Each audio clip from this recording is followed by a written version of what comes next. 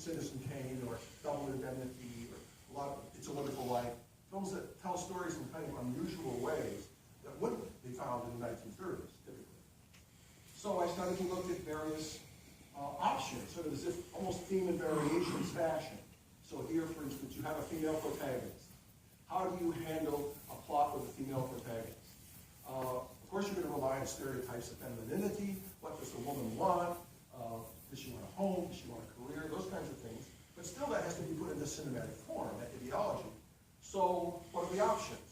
And the 40s had a rich array of options. So something like Kitty Foyle, which is about, which tells a flashback centered on a single woman. She has the flashback, it's personalized by the heroine. You have Lydia, where the men remember her. They have their flashbacks about what she's like, and then she has her corrective flashback about what she thinks she's really like. You have the affairs of Susan, where the men remember Susan, but each one has a different Susan. She's completely different in each of their flashbacks. And then you have the Locket, which decides, okay, we're going to let her flashback sit at the center, sort of like Russian dolls, of other flashbacks. So a flashback within a flashback within a flashback. So these men who are interpreting her, she gets to say, but within this sort of hollow structure. So there's all these possible options. It's a menu of choices that come up because this very fertile tradition lets you get away with these kinds of things. I use documents mostly, in looking at those, at the films themselves, but also there's evidence from documents. So for instance, if you take the David O. Selznick picture with Claudia Colbert, it's a fascinating scene. We never see the husband. He's gone off to war, and we only see the effects on his family on the home front. They remember him, they get letters from him, but we never see him. And the film begins with his day of leaving. He's left, and they come back from the train station. But that night, the wife is lying in her bed, and she looks over at the other bed. Now, you probably know there's a great Hollywood tradition after the Hays Code comes in of separate beds. Right? Husband and wives don't sleep in the same bed. And usually, sophisticated commentators mock that and say, well, you see how uptight these people are. They couldn't deal with the fact that husband and wife sleep together. But what I think happens here is quite interesting. That staid convention is used creatively. So the fact that they sleep in two separate beds allows them to emphasize his absence in a way that wouldn't be the case if you just had the double bed. Now, were the filmmakers aware of this? Is this something I'm just making up? What happens is actually she looks up at the bed and she goes and crawls into the bed, his bed. Were they aware? Good old David tells me, I haven't been allowed to see it, well, he says, please be sure you have enough footage so that this will come across. He says, I'm absolutely positive that this gag will not get across unless we see the two beds in the clear. And if you wanted the frame fairly far back, one made up and one not made up before she leaps into the other bed. I think that these two beds constitute good storytelling. These are very self-conscious, aware individuals. These are not stupid people making these films. And these kind of calculated effects come out of careful deliberation in this case. So these norms and variations seem to be at some level quite conscious on the part of filmmakers. They want to innovate and do something new, particularly in this period I'm examining. So I didn't use the Library of Congress much in this last book, except at the very beginning of my stay on this round, because I needed to check a couple things.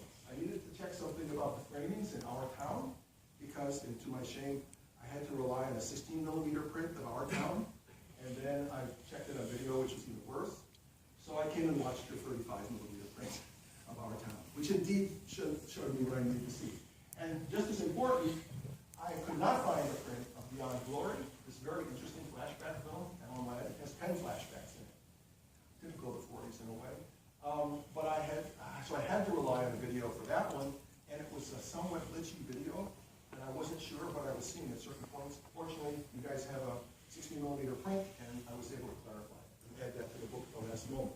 So, again, you saved me on that one. One last thing about my project now. I'm interested in the 1910s because that's the period, as I mentioned with the 1917 example from Woman in White, that's the period when things are crystallizing and coalescing. People are starting to figure out, this is the kind of movie we want to make, and here's how we make it. So I want to look at the norms that are in force, and the standard story in the film historiography has long been, They discover editing, essentially. What I just showed you, in fact, the 1917 example. They figure out how to cut it. And that's because it's uniquely cinematic. It doesn't know anything to theater. Don't have editing in the theater.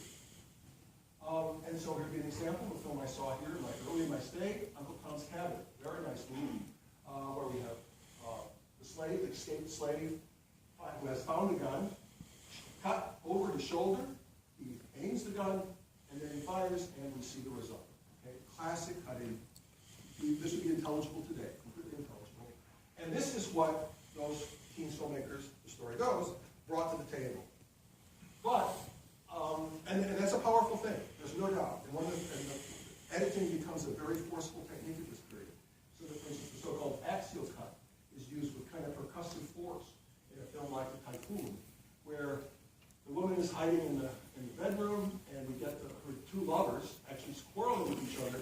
We show her listening. You see the two lovers. We cut back to them. We cut back to her, but closer. We cut back to them and cut back to her again, but closer. Boom, boom, boom. That kind of intensifying enlargement is something that emerges in the 1914 as a result of this so-called discovery of editing. There's no gainsaying it. And it's very powerful in this Ralph Fiennes film from 1915, which I also watched here. The Juggernaut. Is she dead or isn't she? Well, he's hauled her out of his train wreck. We cut straight in. We cut straight in. And this has a very powerful effect on the screen. It's sort of popping. This is like classic attention grabbing. And cut back. Is she going to move or not? But again, it's on the same axis, and she moves. This is 1914 cinema, and it would be handled very similarly today. So there's no denying that editing is really important at this era. No one would deny that. And in fact, it's still being used. You look at this Kurosawa film down below, Sugata Sanshiro, 1943. Kurosawa loves the axial cut.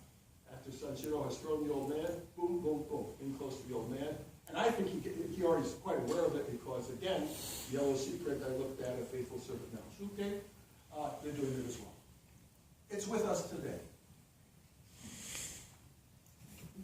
It doesn't go away, that axial, that pump, pump, pump, axial bumping cut. But there's another story you can tell, putting editing aside. You can tell a story about another uniquely cinematic resource, which is not, it's kind of counterintuitive, where we just leave the camera fixed and let the actors move around the shot. Surely this is theatrical. Not really.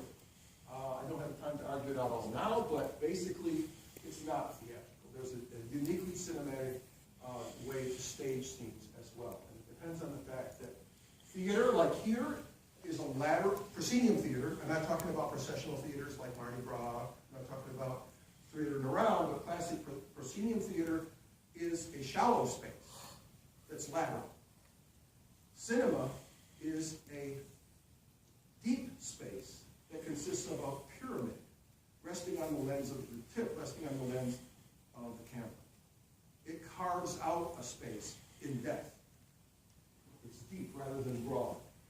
And that's exactly what's being used in this instance from Circus Man, which I watched earlier in my stay. And that's an incredibly powerful resource. Lois Weber uses it very well in this fragment, unfortunately, False Colors. Phil Small, your husband, also directed, I guess, where you can see that this could never work on a theater stage. When people are blocking each other and revealing each other, it wouldn't work on a stage. This is only dependent on the fact that the camera axis is the only way we have of understanding what's going on. The lens axis determines the shot. If you want to know more about this, I did a recent blog about this very sequence. You can take a look at that if you want. But at any rate, this reaffirms the idea there was another tradition. There was another set of stylistic options at the time.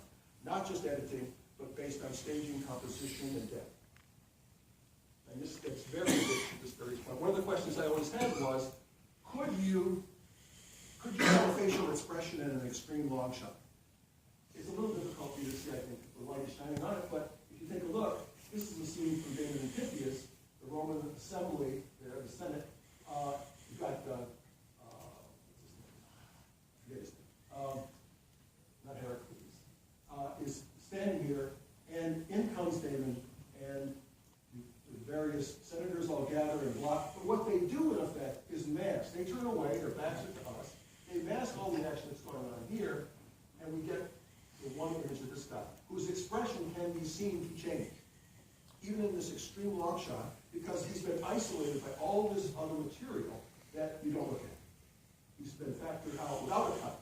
You can see his facial expression very clearly. And then the senators sit down, and he and Damon are going to have their debate. So again, I saw this during the stay, and I'm struck by the fact that this tradition of tableau staging, as it's called, is extremely flexible and resourceful. It doesn't need close-ups. But editing won, though. The editing tradition beat this, and this goes away. And one of my questions is, when does it go away? Okay, I may be crazy to be doing all this, but I'm not alone. There are thousands of us that depend on what's done here, and have depended since the 1950s and 60s. So, what is my research on archivists? Damn near everything. Thanks for all you do. Thanks for your attention.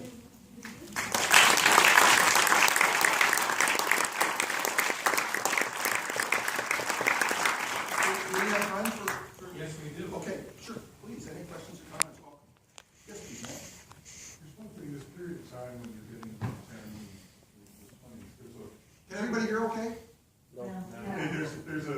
during this period, there's an enormous amount of work going on in educational. Yes. So there's, Edison at this time is saying that within 10 years, there won't be textbooks anymore because it's all going to be filmed. Mm-hmm. Yale University is setting up a program like their publishing unit to make movies, which has an equal kind of understanding. So movies appear and all that goes on. Are the educational people working under a different track? Are they doing things that are... This comes up a lot. It's a good question. There are so many different functions of cinema that are emerging at this period. Educational films, scientific films,